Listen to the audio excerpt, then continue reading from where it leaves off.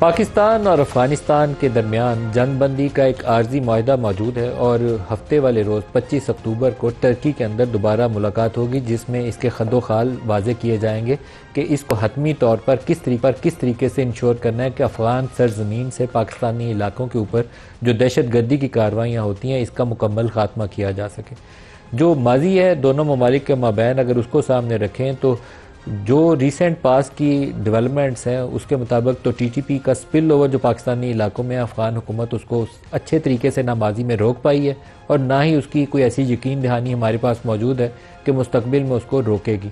तो ये ख़तरा हमेशा मौजूद रहेगा कि वो ग्रुप्स जो बॉर्डर के दोनों तरफ ऑपरेट करते हैं वो अफ़गान हुकूमत की मर्ज़ी से या उसकी मर्ज़ी के बगैर इन इलाकों के अंदर दहशत गर्दी की कार्रवाइयाँ करते रहेंगे।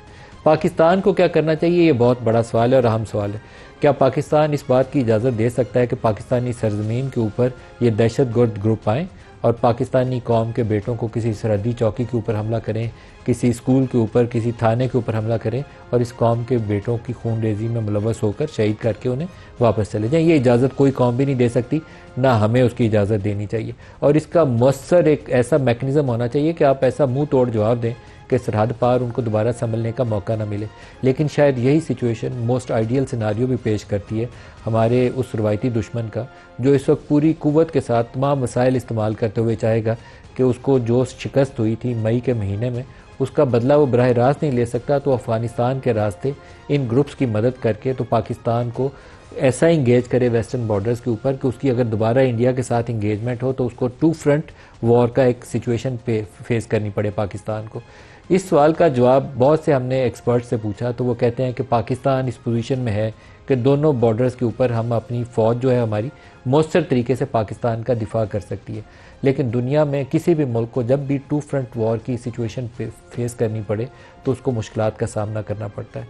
ये एक ऐसी आइडियल सिचुएशन नहीं होती जिसमें आपकी इकॉनमी उसको लॉन्गर टर्म में सस्टेन कर सके।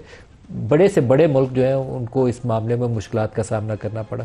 तो हमें एक तरफ ईस्टर्न जो हमारा नेबर है उसके ऊपर नज़र रखनी पड़ेगी कि इंडिया नज़ायम क्या है, क्योंकि मोदी से आप किसी खैर की तवक्को मत रखिए।